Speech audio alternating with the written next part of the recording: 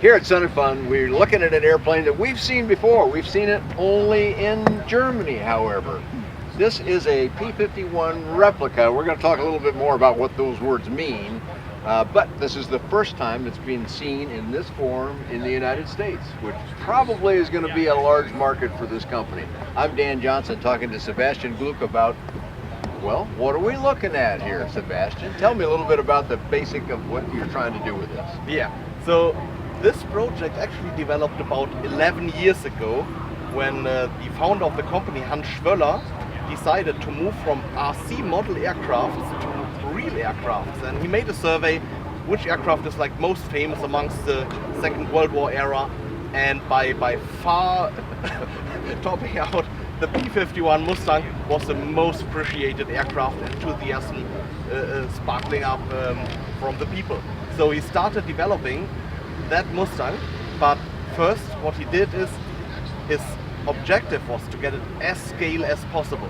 So at the moment I can think of 11 different replicas of the Mustang, but none of them were exactly scale replicas. So of course it has advantages but also disadvantages, like coming later on to the engine choice. But yeah, when he started, so he took an original Mustang P-51D and made thousands of pictures of that. At that time the technology was not so fast that you could easily take a 3D scanner and scan the aircraft and just transfer it into three-dimensional drawings. So from the pictures he made two-dimensional drawings and then transferred all the details, all the rivets you see, all these cruise heads you see, even the shop heads of the rivets inside, to a mold, a positive mold, and from that one he originated the negative mold, which was the basis to make parts like this. So this looks for all the world, if you haven't seen the earlier reports we've done on this looks for all the world like a metal airplane. I mean, you can get right, in fact, you can touch it and think it's still metal with rivets in it. It is not. What is it made of? So the complete aircraft, including fuselage, cowling, wings, is completely made out of carbon fiber. Carbon fiber, the whole thing? The whole thing, yeah. So what we did is, we took carbon fiber and put a sandwich core made of Nomex paper between the layers, and then on top another layer of carbon fiber, and then the imitations of the details like rivets and screws. Now that was a long iteration process actually, because like from a mold to actually see it now like this, that it appears realistic, it's like how deep have you carved in the molds in order to get that appearance, was a lot of iteration processes. And if you look into detail, like on the screw heads, they are not all pointing in the same direction.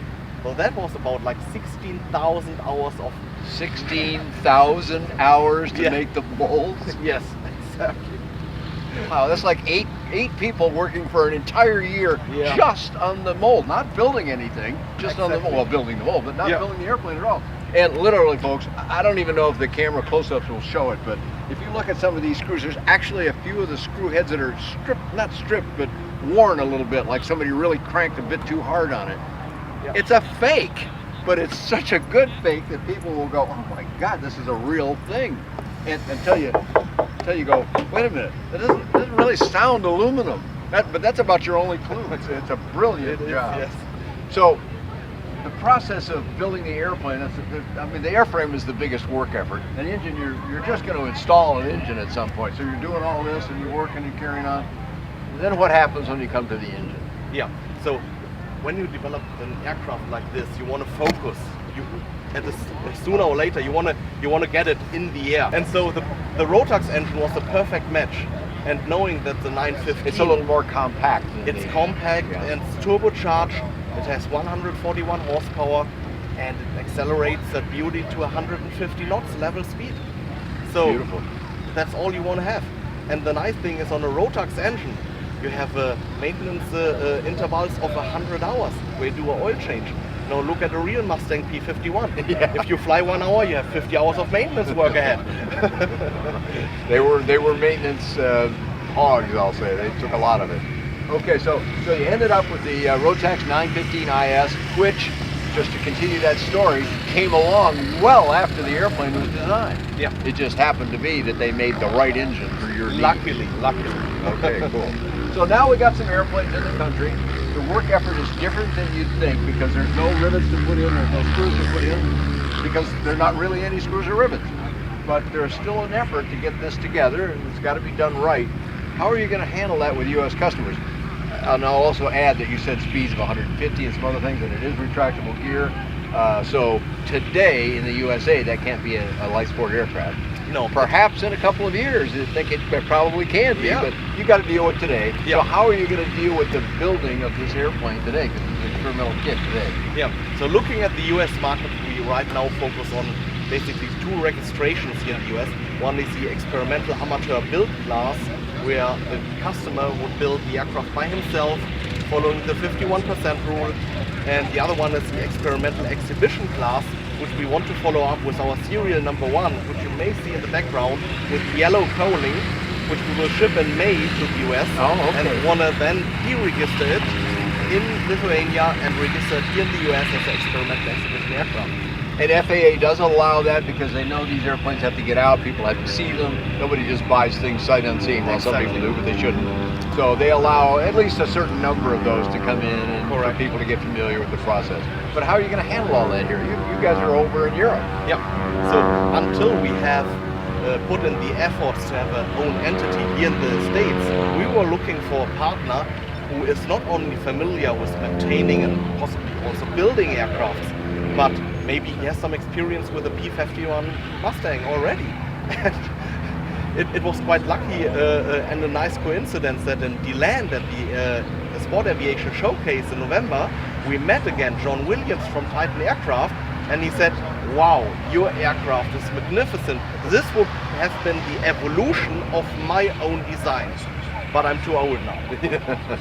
But then talks go on, and now we finally found an agreement that he will act as a builder assist center for us in the US. And I mean, he's already building that one over there, which is quite a complex build, so he clearly knows his way around this stuff. Absolutely, yeah. And he's going to do this then for you. Absolutely. We've been talking almost exclusively about building the airplane and how it was created, but let's get to the pilot side of it now, about how it flies and such.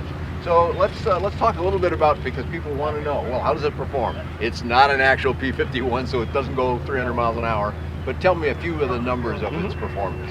So during flight testing, what we have seen is that we have a stall speed during landing of 47 knots, which is quite low and should be handleable by the usual tailwheel experienced pilot.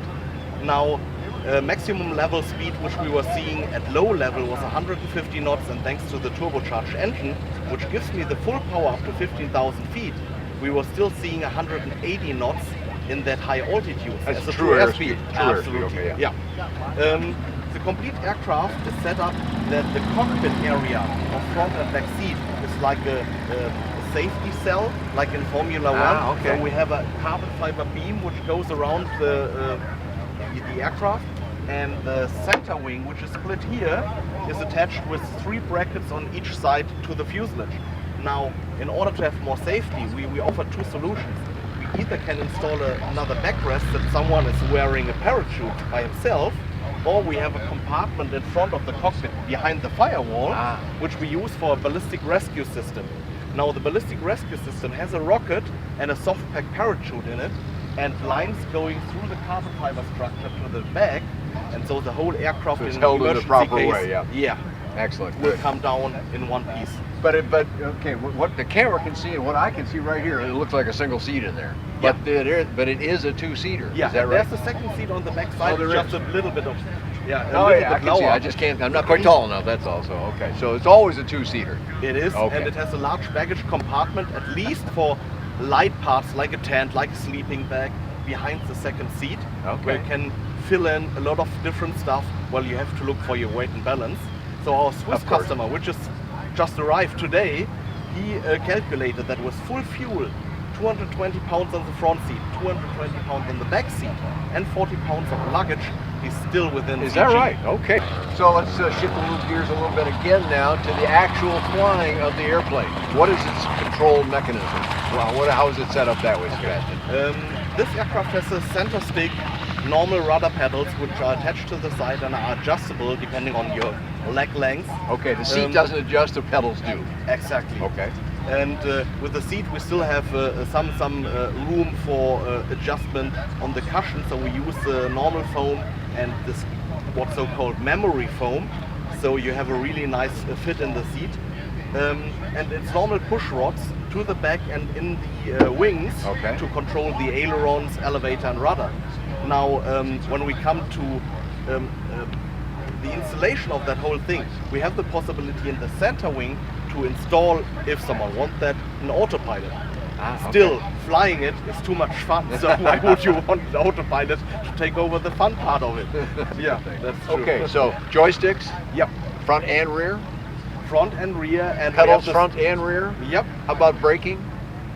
Just front. Okay, pedals? Yeah, like toe tip. Okay, so brakes, directional steering, okay. Throttle on the left-hand side, hydraulic constant speed prop, which we currently installed from MT with the adjustment on this, what that called? On the quadrant. Yeah, in the quadrant, exactly. Okay, and... Introduce flaps. Yeah, and flaps on the airplane. How do you operate the flaps? Oh, the flaps are electric driven by an electric engine, and they're quite huge, which allows us this low landing speed. Ah, yeah, that's how you get down to that 47 knots then. Okay. How do you operate the landing gear inside the aircraft? The landing gear is driven electric too. Okay. So we have inner door flips, which are currently not installed on this one, which will open. Ah, okay. So there's another door down here then. Exactly, like the original one. Okay. Yep. And you can independently operate this one. And then you can retract electrically the main landing gear. And once in, it will tension a big metal spring inside the aluminum container. So in an emergency case where you have no electricity anymore, you can just release a pin and it'll spring back down. Exactly. Ah, okay, that's a clever way to handle it. Another nice thing is, since we were trying to stay with the landing gear quite scale, is inside there's a hydraulic damper from off-road vehicles. Ah, okay. Which you don't see from the outside and it doesn't destroy the looks. Excellent. Coming to the fuel system, we have main fuel tanks, each side about... One fueler is right here. So. Yeah. Okay. About 15 gallons. 15 per side? Per side, yeah. 30 in total. Oh wow, you got a lot of fuel on board there. Yeah, so it's about for like 4 hours something with reserve of flying endurance, but as the customer wishes, there can be additional fuel tanks here in the outer wings. Yeah, you do have another fill point right here, so there can be extra fuel. Yeah. Last detail, like the outer wings, to save space or to like just transport the aircraft from A to B on a trailer, can be split here.